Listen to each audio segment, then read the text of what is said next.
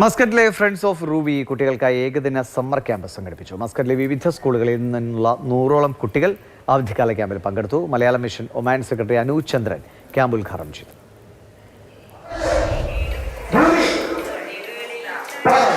ആടിയും പാടിയും കഥ പറഞ്ഞും പ്രകൃതിയെ അറിഞ്ഞും കുരുന്നുകൾ ഒത്തുകൂടി. വീടുകളിൽ നിന്ന് മുളപ്പിച്ച വിത്തുകളും പരിസ്ഥിതി ദിനവുമായി ബന്ധപ്പെട്ട് വരച്ച ചിത്രങ്ങളുമായാണ് കുട്ടികൾ ക്യാമ്പിൽ പങ്കെടുത്തത്. പരിസ്ഥിതി ദിനമായ ജൂൺ 5-നായിരുന്നു ഏകദിന ക്യാമ്പ്.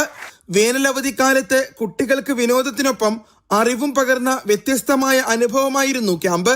ഒമാനിലെ നാടക കലാകാരനും ഗായകനുമായ വേണുഗോപാലും മലയാളം മിഷൻ അധ്യാപികയും സാമൂഹിക പ്രവർത്തകയുമായ നിഷ പ്രഭാകരനുമാണ് ക്യാമ്പിന് നേതൃത്വം നൽകിയത്. കുട്ടികളുടെ സർഗശേഷിയെ കൂടുതൽ മോട്ടിവേറ്റ് ചെയ്യുക, കൂടുതൽ കുട്ടികളുടെ ഒരു പങ്കാളിത്തത്തിൻ്റെ ഭാഗമായിട്ട് ഉറപ്പുവരുത്താൻ നമുക്ക് സാധിച്ചിട്ടുണ്ട്.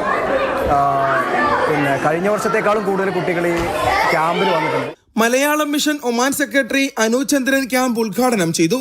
സന്തോഷ് കുമാർ, സുനിത്, ദിനേശ് ബാബു, സുഗതൻ, ഡോക്ടർ ഹാഷിം ജവാദ്, സുരേന്ദ്രൻ തുടങ്ങിയവർ അതിഥികളായിരുന്നു. നമ്മളെല്ലാ വർഷവും നടത്തി വരുന്ന പോലെ തന്നെ ഇപ്രാവശ്യവും വേനൽമഴ നടത്തുന്നുണ്ട്. ടിക്കറ്റിന് ഭയങ്കര റേറ്റ് ആയതുകൊണ്ട് തന്നെ നാട്ടിൽ പോകാൻ പറ്റാത്ത കുട്ടികൾക്ക് ഒരു ദിവസത്തെ ഒരു ക്യാമ്പ് പോലെയാണ് നമ്മൾ ഉദ്ദേശിക്കുന്നത്. ലോക പരിസ്ഥിതി ദിനമായ ജൂൺ 5-ന് നടന്ന ക്യാമ്പിൽ നിരവധി പരിസ്ഥിതി സംരക്ഷണ അവബോധ പ്രവർത്തനങ്ങൾ ഉൾപ്പെടുത്തിയിരുന്നു.